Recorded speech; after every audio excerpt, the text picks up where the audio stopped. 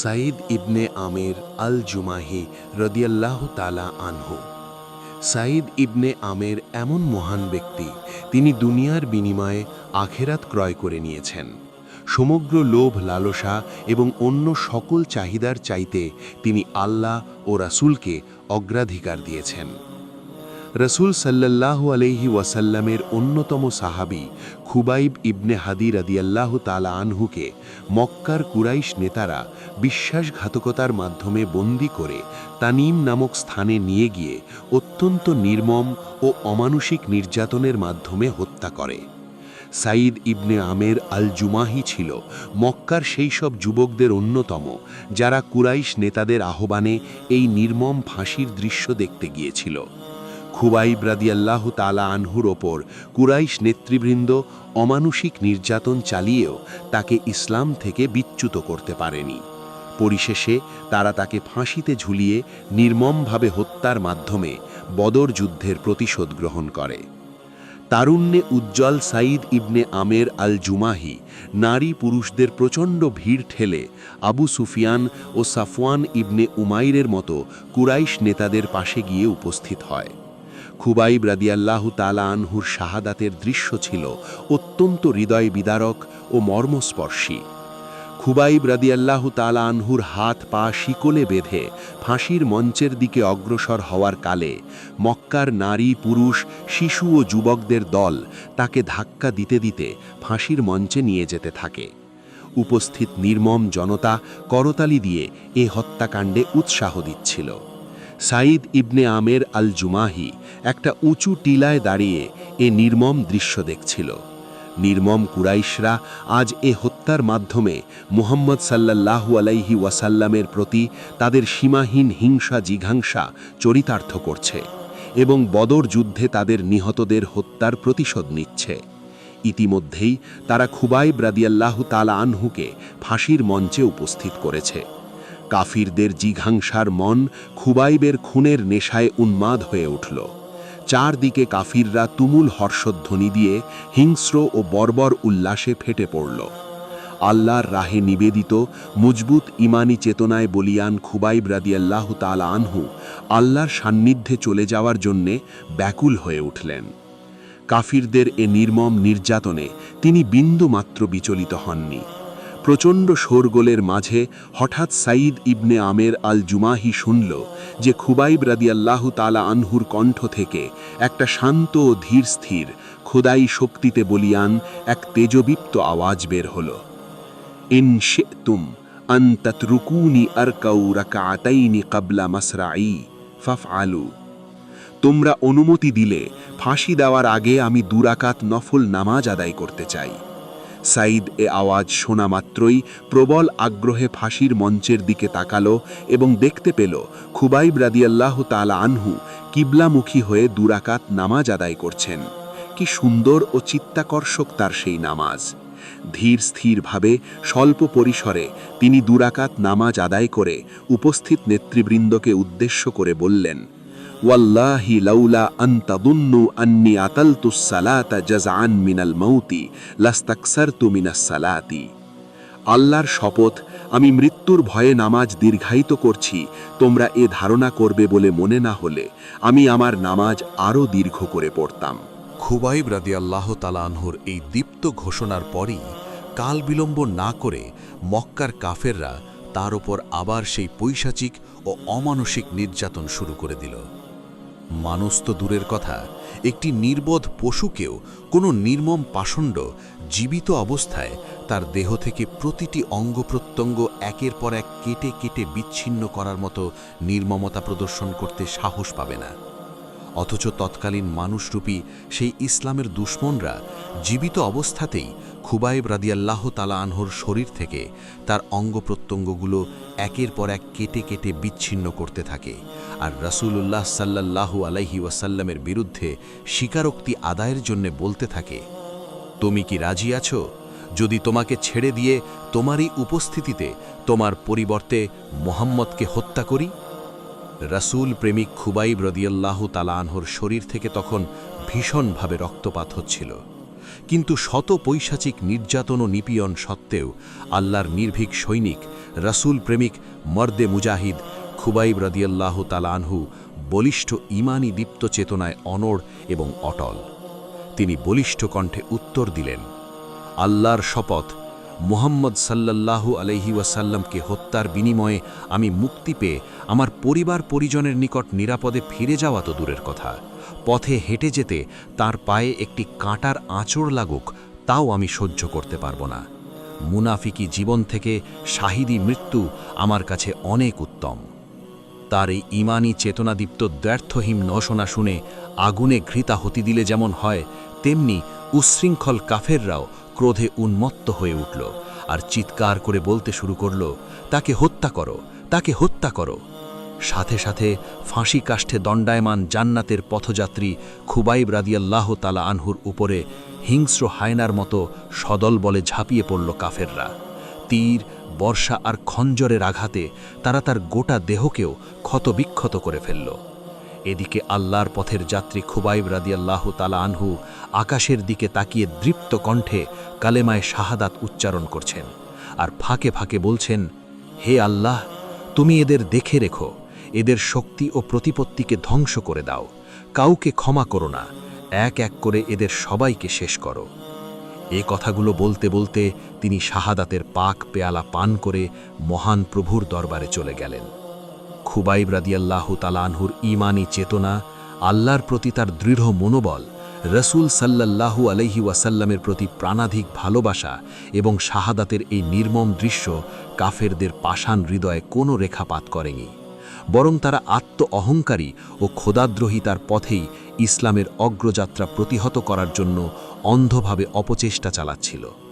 কিন্তু খুবাইব রাদিয়াল্লাহু তাআলা আনহুর শাহাদাতের নির্মম দৃশ্য যুবক সাঈদের অন্তরে অত্যন্ত গভীরভাবে রেখাপাত করে। মুহূর্তের জন্যেও সে তা ভুলতে পারেনি। সে ঘুমন্ত অবস্থায়, স্বপ্নে এবং জাগ্রত অবস্থায় কল্পনার চোখে তাকে দেখতে থাকে। সে যেন দেখতে পায় তার সামনে দাঁড়িয়ে ধীর ও প্রশান্ত চিত্তে ফাঁসি কাষ্ঠের সামনে খুবাইব রাদিয়াল্লাহু তাআলা আনহু 2 রাকাত নামাজ আদায় করছেন। কুরাইশদের বিরুদ্ধে যে বদদোয়া তিনি করেছিলেন সেটা যেন তার কর্ণকুহরে ভেসে আসছে। তার মনে হতো যেন আসমান থেকে কোনো বিকট বজ্রধ্বনি কিংবা প্রকাণ্ড পাথর তার উপর নিক্ষিপ্ত হচ্ছে। তাই সে মাঝে মাঝে ভয় আঁতকে উঠত। খুবাইব রাদিয়াল্লাহু তাআলা আনহুর শাহাদাতের ঘটনা সাঈদের হৃদয়ে এমন একটি বিপ্লব সৃষ্টি করেছিল যা ইতোপূর্বে সে কখনো অনুভব করেনি। সে বুঝতে পেরেছিল যেন শাহাদাত বরণের মাধ্যমে তিনি সাঈদকে এই শিক্ষাই দিয়ে গেলেন যে জীবনের শেষ মুহূর্ত পর্যন্ত আল্লাহ ও তার রাসূলের প্রতি অগাধ প্রেম ও ভালোবাসাই হল মুমিন জীবনের প্রকৃত সার্থকতা। সে খুবাইব রাদিয়াল্লাহু তাআলা আনহুর কুরবানি থেকে এটাই বুঝতে পারল যে মজবুত ঈমানী চেতনাই মুমিন জীবনে অলৌকিক ও আশ্চর্যজনক ঘটনা সংঘটিত করতে সক্ষম করে তোলে। তার অন্তর বারবার এও সাক্ষ্য দিচ্ছিল যে যার অনুসারীগণ নিজেদের জীবনের শেষ রক্তবিন্দু দিয়েও তাদের নবীকে ভালোবাসে, তিনি আল্লাহর পক্ষ থেকে প্রেরিত সত্যিকার রাসূল না হয়ে পারেন না। সাঈদের হৃদয়ে যখন এসব চিন্তা বিপ্লবী ঝড় সৃষ্টি করেছিল, তখন আল্লাহ তাকে ইসলামের জন্য কবুল করলেন। সাঈদ মুশরিকি জিন্দেগিতে আর এক মুহূর্ত অতিবাহিত করা পছন্দ করল না। সাথে সাথে ছুটে গেল কুরাইশদের অনুষ্ঠানে। তাদের সামনে দাঁড়িয়ে সে মানুষের হাতে গড়া মূর্তি, দেবতা আর কুরাইশদের পৌত্তলিকতার সঙ্গে সম্পর্কচ্ছেদের ঘোষণা করে ইসলাম কবুলের কথা দৃপ্ত কণ্ঠে জানিয়ে দিল। ইসলাম গ্রহণের কারণে সাঈদ রাদিয়াল্লাহু তাআলা আনহুর উপরও নেমে এলো জুলুম, নির্যাতন। কুরাইশদের অত্যাচারে অতিষ্ঠ হয়ে তিনি অন্যান্য সাহাবীদের ন্যায় মদিনায় হিজরত করতে বাধ্য হন। মদিনায় এসে সাঈদ ইবনে আমের আল জুমাহি রাদিয়াল্লাহু তাআলা আনহু রাসূল করিম সাল্লাল্লাহু আলাইহি ওয়াসাল্লামের খিদমতে নিজেকে কুরবান করেন। তিনি সর্বদাই রাসূল সাল্লাল্লাহু আলাইহি ওয়াসাল্লামের খিদমতে নিয়োজিত থাকতেন। খায়বার থেকে শুরু করে সকল জিহাদে তিনি হুজুরের সাথে সাথে ছিলেন। রাসূল সাল্লাল্লাহু আলাইহি ওয়াসাল্লামও জীবনের শেষ মুহূর্ত পর্যন্ত সাঈদ রাদিয়াল্লাহু তাআলা আনহুর প্রতি অত্যন্ত সন্তুষ্ট ছিলেন।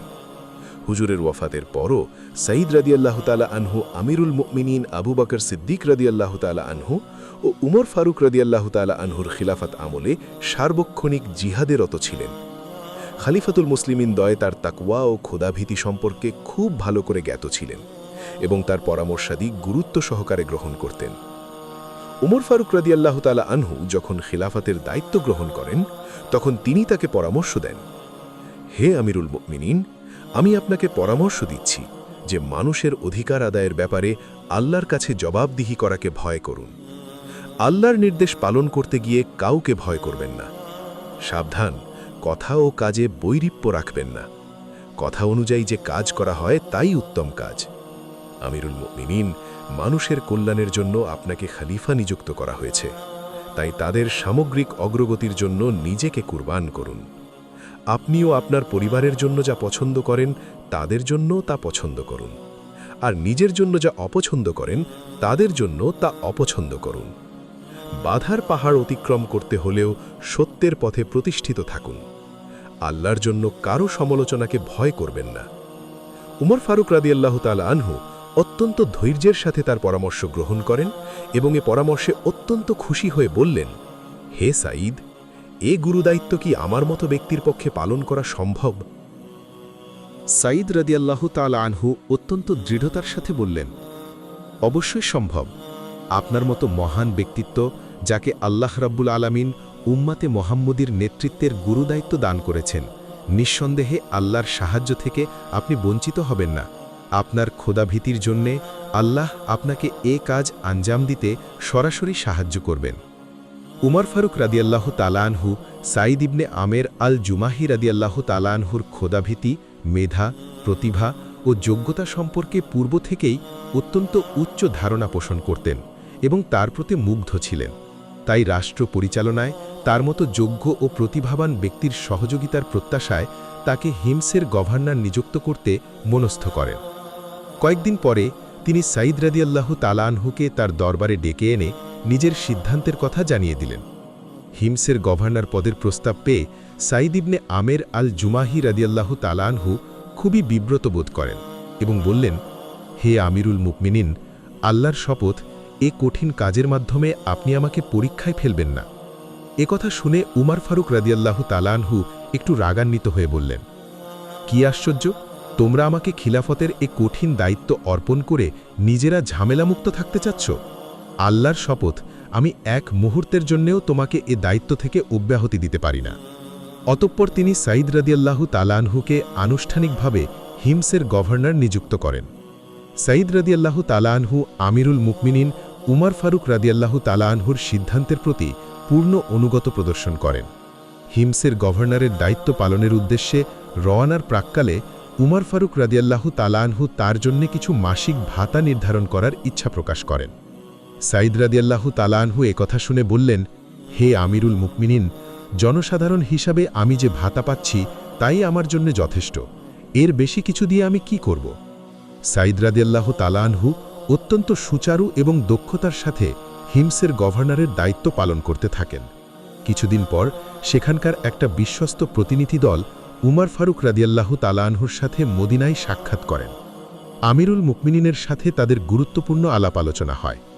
আলোচনার এক পর্যায়ে উমর ফারুক রাদিয়াল্লাহু তাআলা আনহু প্রতিনিধি দলের কাছে হিমসের অভাবগ্রস্ত লোকেদের একটা তালিকা চান, যাতে তাদের প্রয়োজনীয় আর্থিক সহায়তা দান এবং সামাজিকভাবে প্রতিষ্ঠা করা যায়। প্রতিনিধি দল খলিফার নির্দেশ মতো একটা তালিকা প্রস্তুত করে তার নিকট পেশ করেন। এ তালিকায় সাঈদ ইবনে আমের রাদিয়াল্লাহু তাআলা আনহুর নামও অন্তর্ভুক্ত ছিল।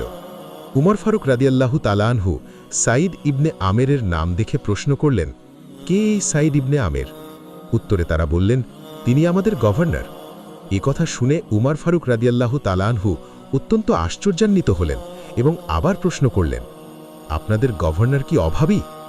তারা বললেন, নিশ্চয়ই, আল্লাহর শপথ, আমরা সাক্ষ্য দিচ্ছি যে আমাদের গভর্নরের পরিবারে দিনের পর দিন এমনও অতিবাহিত হয় যখন তাদের রান্না করার কিছুই থাকে না এবং চুলায় আগুনও জ্বলে না। সাঈদ রাদিয়াল্লাহু তাআলা আনহুর এই অবস্থার কথা শুনে উমর ফারুক রাদিয়াল্লাহু তাআলা আনহু কান্নায় ভেঙে পড়লেন। চোখের পানিতে তার দাড়ি মোবারক পর্যন্ত ভিজে গেল। অতঃপর উমর ফারুক রাদিয়াল্লাহু তাআলা আনহু সাঈদ রাদিয়াল্লাহু তাআলা আনহুর জন্য 1000 স্বর্ণমুদ্রার একটা থলে এই প্রতিনিধি দলের নিকট হস্তান্তর করলেন এবং বললেন, সাঈদকে আমার সালাম পৌঁছাবেন এবং বলবেন যে আমিরুল মুমিনিনের পক্ষ থেকে আপনার পরিবারের প্রয়োজন পূরণের জন্য বিশেষভাবে এগুলো পাঠানো হয়েছে। প্রতিনিধি দল হিমসে প্রত্যাবর্তন করে গভর্নর সাইদ ইবনে আমের আল জুমাহি রাদিয়াল্লাহু তাআলা আনহুর সাথে সাক্ষাৎ করেন এবং আমিরুল মুকমিনিনের দেওয়া দিনারগুলো তার সামনে পেশ করেন। সাইদ রাদিয়াল্লাহু তাআলা আনহু স্বর্ণমুদ্রাগুলো দেখে আতঙ্কিত হলেন এবং অত্যন্ত বিব্রত বোধ করে বললেন, ইন্না লিল্লাহি ওয়া ইন্না ইলাইহি রাজিউন। আমিরুল মুকমিনিন উমর ফারুক রাদিয়াল্লাহু তাআলা আনহুর উপঢৌকন যেন সাইদ বিন আমের রাদিয়াল্লাহু তাআলা আনহুর উপর বজ্রপাতের মতো মনে হল। সাইদ রাদিয়াল্লাহু তাআলা আনহুর অবস্থা দেখে তার স্ত্রী খুবই চিন্তিত হলেন এবং জানতে চাইলেন, আপনার কি হয়েছে? মদিনা থেকে আগত প্রতিনিধি দলটি কি আমিরুল মোমিনিনের মৃত্যু সংবাদ নিয়ে এসেছে?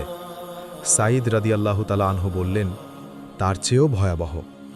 তার স্ত্রী জানতে চাইলেন, তাহলে কি মুসলমানদের কোনো যুদ্ধ পরাজয়ের সংবাদ এসেছে? তিনি উত্তর দিলেন, তার চেয়েও ভয়ানক। তার স্ত্রী বললেন, তাহলে সেই বিপজ্জনক ও ভয়ানক সংবাদটি কি? সাইদ রাদিয়াল্লাহু তাআলা আনহু বললেন, আখিরাতকে বরবাদ করার জন্য দুনিয়া আমার ঘরে ঢুকে পড়েছে এবং আমার পরিবারকে কঠিন পরীক্ষার সম্মুখীন করেছে। তার স্ত্রী প্রকৃত ঘটনা সম্পর্কে বিস্তারিত কিছু জানার আগ্রহ প্রকাশ না করেই বললেন, যত তাড়াতাড়ি সম্ভব এ মুসিবত থেকে নিজেকে মুক্ত করুন। সাইদ রাদিয়াল্লাহু তাআলা আনহু স্ত্রীকে বললেন, এ ব্যাপারে তুমি কি আমাকে সাহায্য করবে? উত্তরে তিনি বললেন, নিশ্চয়ই, আমি আপনাকে সহযোগিতা করব। অতঃপর সাইদ রাদিয়াল্লাহু তাআলা আনহু প্রতিনিধি দলের নিকট থেকে স্বর্ণমুদ্রাগুলো গ্রহণ করে তার সবগুলো হিমসের অভাবগ্রস্ত ও দুস্থ মানুষের মাঝে বিতরণ করে দিলেন। এ ঘটনার কিছুদিন পর উমর ফারুক রাদিয়াল্লাহু তাআলা আনহু হিমসের মুসলমানদের অবস্থা সজমিনে প্রত্যক্ষ করার জন্য সিরিয়া যাওয়ার পথে হিমসে যাত্রা বিরতি করেন। হিমসের জনগণ পূর্ব থেকেই স্বভাবগতভাবে শাসকবর্গের বিরুদ্ধে অপ্রয়োজনীয় অভিযোগ উত্থাপনে অভ্যস্ত ছিল, যে কারণে হিমসকে ছোট কুফা বলা হতো। হিমসে উমর ফারুক রাদিয়াল্লাহু তাআলা আনহুর এই শুভাগমনে সেখানকার অধিবাসীরা তাকে বিপুল সংবর্ধনা জানায়। ওমর ফারুক রাদিয়াল্লাহু তাআলা আনহু সেখানকার জনগণের কাছে তাদের নতুন গভর্নর সম্পর্কে জানতে চাইলে তারা স্বভাবসুলভ কারণে গভর্নরের বিরুদ্ধে এমন 4টি অভিযোগ পেশ করেন যার প্রত্যেকটি অপরটির চেয়ে গুরুতর। সাইদ ইবনে আমের আল জুমাহি রাদিয়াল্লাহু তাআলা আনহু সম্পর্কে ওমর ফারুক রাদিয়াল্লাহু তাআলা আনহুর উচ্চ ধারণা পোষণ করতেন এবং তার খোদাভীতি ও দিনদারি সম্পর্কে তিনি পরিষ্কার ধারণা রাখতেন। কিন্তু এর পরেও তার বিরুদ্ধে উত্থাপিত এ 4টি গুরুতর অভিযোগ শুনে তিনি হতভম্ব হয়ে গেলেন। একদিকে জনগণের অর্পিত দায়িত্বের প্রতি নিরপেক্ষতা, অন্যদিকে সাইদ বিন আমের আল জুমাহি রাদিয়াল্লাহু তাআলা আনহুর প্রতি ব্যক্তিগত আস্থা ও মোহাব্বত আমিরুল মুমিনিন ওমর ফারুক রাদিয়াল্লাহু তাআলা আনহুকে বিচলিত করে তুলল। পরস্পর বিরোধী এ উভয়বিধ সংকটের মোকাবিলায় আমিরুল মুমিনিন ওমর ফারুক রাদিয়াল্লাহু তাআলা আনহু কী ভূমিকা গ্রহণ করলেন, নিম্নে তা ওনার জবানিতেই প্রদত্ত হল। যেহেতু আমি সাইদ সম্পর্কে খুবই আস্থাশীল, তাই আল্লাহর দরবারে এই বলে প্রার্থনা করি, হে আল্লাহ, তুমি সাইদের ব্যাপারে আমার উচ্চ ধারণাকে বিলীন করে দিও না। অতঃপর আমি গভর্নর এবং হিমসবাসীদের একত্র করে তাদের অভিযোগ সম্পর্কে জিজ্ঞাসা করলাম, গভর্নর সম্পর্কে তোমাদের প্রথম অভিযোগটি কি? তারা বলল, তিনি প্রত্যহ অতের দফতরে বিলম্বে আসেন। আমি এই অভিযোগের জবাবদানের জন্য গভর্নর সাইদকে আহ্বান করলাম। সাইদ কিছুক্ষণ নীরব থেকে বলল, আমি এর উত্তর দেওয়া পছন্দ করছি না এই জন্যে যে এটি একান্তভাবেই আমার ব্যক্তিগত ব্যাপার, কিন্তু আপনার নির্দেশের কারণেই আমাকে বাধ্য হয়ে তা বলতে হচ্ছে। এরপর সাইদ তার অফিসে বিলম্বে আসার কারণ ব্যাখ্যা করতে গিয়ে বলল, আমার ঘরে কাজের কোনো খাদেম বা চাকরানি নেই, তাই আমি প্রত্যহ সকালে প্রথমে পরিবারের সদস্যদের জন্য রুটির জন্য আটা দিয়ে খামির তৈরি করি, এরপর তা কিছু সময় রেখে দিতে হয় রুটি তৈরির উপযোগী করার জন্য। এরপর রুটি বানিয়ে রেখেই অজু গোসল করে প্রস্তুত হয়ে দফতরের উদ্দেশ্যে রওনা হই। এ কারণে অফিসে আসতে আমার সামান্য বিলম্ব ঘটে। অতপর আমি জনগণকে উদ্দেশ্য করে বললাম, তোমাদের দ্বিতীয় অভিযোগ কি? তারা বলল, আমাদের দ্বিতীয় অভিযোগ হল, রাতের বেলা কোনো প্রয়োজনে গভর্নরকে ডাকা হলে তিনি আমাদের ডাকে সাড়া দেন না। এ অভিযোগ শুনে গভর্নর সাইদের উদ্দেশ্যে বললাম, হে সাইদ, এ ব্যাপারে তোমার বক্তব্য কি? সাইদ বলল, এটিও আমার একান্তই ব্যক্তিগত ব্যাপার, যা আমি জনসম্মুখে প্রকাশ করা মোটেই পছন্দ করি না। এতদসত্ত্বেও আপনার নির্দেশ পালনার্থে আমাকে বলতে হচ্ছে। এরপর গভর্নর সাইদ বলতে শুরু করে, আমি দিনকে রাষ্ট্রীয় দায়িত্ব এবং সাধারণের খিদমতের জন্যে এবং রাতকে আল্লাহ ইবাদতের জন্য নির্দিষ্ট করে নিয়েছি, তাই রাত্রিবেলা তাদের প্রয়োজনে আমি সাড়া দিতে না পেরে দুঃখিত। এরপর আমি তাদের নিকট তৃতীয় অভিযোগ সম্পর্কে জানতে চাইলাম। তারা বলল, আমি এই অভিযোগের উত্তর দেওয়ার জন্য গভর্নর সাঈদকে আহ্বান জানালাম। গভর্নর সাঈদ উত্তরে বলল, আমিরুল মুমিনিন, আমার ঘরে কোনো কাজের লোক না থাকায় মাসে একবার আমাকে বাজার করতে হয়। এছাড়া পরনের এই পোশাক ছাড়া আমার অন্য কোনো পোশাক না থাকায় মাসে যেদিন বাজার করি সেদিন বাজার শেষে এই পোশাক পরিষ্কার করি এবং তা শুকানো পর্যন্ত আমাকে অপেক্ষা করতে হয়। তাই মাসে একদিন কার্যালয়ে অনুপস্থিত থাকা ছাড়া আমার উপায় নেই। এবার আমি সাঈদ সম্পর্কে জনগণের কাছে তাদের সর্বশেষ অভিযোগটি সম্পর্কে জানতে চাইলাম। তারা বলল, মাঝে মাঝে আমাদের গভর্নর এমনভাবে অজ্ঞান ও বেহুশ হয়ে পড়েন যেন তার পার্শ্বে উপস্থিত লোকদেরও তিনি চিনতে পারেন না। এবারও আমি সাঈদকে লক্ষ্য করে জিজ্ঞাসা করলাম, কি ব্যাপার সাঈদ, জনগণ তোমার ব্যাপারে এসব কি বলছে? গভর্নর সাঈদ উত্তরে বলল, হে আমিরুল মুমিনিন, মুশরিক থাকা অবস্থায় আমি মক্কার এক জনসমুদ্রের মাঝে খুবাইব ইবনে আদি রাদিয়াল্লাহু তাআলা আনহুর শাহাদাতের মর্মন্তুদ দৃশ্য চচক্ষে দেখেছিলাম। কুরাইশরা জীবিত অবস্থায় তার অঙ্গপ্রত্যঙ্গ তরবারির আঘাতে টুকরো টুকরো করছিল আর বলছিল, তুমি কি রাজি আছো যদি তোমাকে ছেড়ে দিয়ে তোমার উপস্থিতিতে তোমার পরিবর্তে মুহাম্মদকে হত্যা করি? উত্তরে খুবাইব রাদিয়াল্লাহু তাআলা আনহু বলছিলেন, আল্লাহর কসম, মুহাম্মদ সাল্লাল্লাহু আলাইহি ওয়াসাল্লামকে হত্যার বিনিময়ে আমি মুক্তি পেয়ে আমার পরিবার পরিজনের নিকট নিরাপদে ফিরে যাওয়া তো দূরের কথা, পথে হেঁটে যেতে তার পায়ে একটি কাঁটার আঁচড়ও লাগুক তাও আমি সহ্য করতে পারব না। পুনরায় সাঈদ বলল, এই করুণ দৃশ্যের কথা স্মরণ হলেই আমার মনে প্রশ্ন জাগে, কেন আমি সেদিন খুবাইব রাদিয়াল্লাহু তাআলা আনহুকে সাহায্য করিনি? আল্লাহ ও রাসূলে করিম সাল্লাল্লাহু আলাইহি ওয়াসাল্লাম আমার এই অপরাধকে ক্ষমা করবেন না। এই ভয়ে আমি মাঝে মধ্যে আতঙ্কগ্রস্ত হয়ে পড়ি এবং সংজ্ঞা হারিয়ে ফেলি। গভর্নর সাঈদের এই উত্তর শুনে আমরা অত্যন্ত মুগ্ধ হলাম। সমস্ত প্রশংসা সেই আল্লাহর, যিনি সাঈদের প্রতি আমার সুধারণাকে আরও একবার সত্যে পরিণত করেছেন। উমর ফারুক রাদিয়াল্লাহু তাআলা আনহু মদিনা প্রত্যাবর্তনের কিছুদিন পর সাঈদ ইবনে আমের আল জুমাহি রাদিয়াল্লাহু তাআলা আনহুর নিকট আর্থিক সাহায্য স্বরূপ পুনরায় 1000 স্বর্ণমুদ্রা পাঠান। হিমসে সাঈদ রাদিয়াল্লাহু তাআলা আনহুর নিকট এই সাহায্য পৌঁছার পর তা দেখে তার স্ত্রী অত্যন্ত আনন্দিত হলেন। তিনি উৎফুল্ল হয়ে স্বামীকে বললেন, আপনার এই খিদমতের জন্যে আল্লাহ আমাদের যে আর্থিক প্রাচুর্য দান করেছেন তার জন্যে তার প্রতি অশেষ শুকরিয়া জানাই। অনেক বিলম্ব হলেও এখন অন্তত আমাদের জন্য কিছু প্রয়োজনীয় খাদ্যদ্রব্যাদি ও পানাহারের সামগ্রী মজুত করুন এবং পরিবারের কাজের জন্য একজন কর্মচারী নিয়োগ করুন।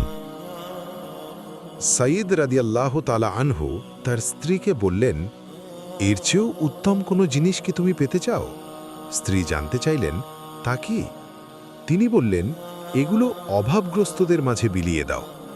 খাদ্যদ্রব্যাদি ও কর্মচারীর চেয়েও অধিক গুরুত্বপূর্ণ একটি জিনিস আমাদের দরকার। স্ত্রী বললেন, তা কি? তিনি বললেন, আমরা আল্লাহকে কর্জে হাসানা দান করতে চাই। স্ত্রী বললেন, হ্যাঁ, তাই করুন, এতে নিঃসন্দেহে আমরা উত্তম পুরস্কারে ভূষিত হব।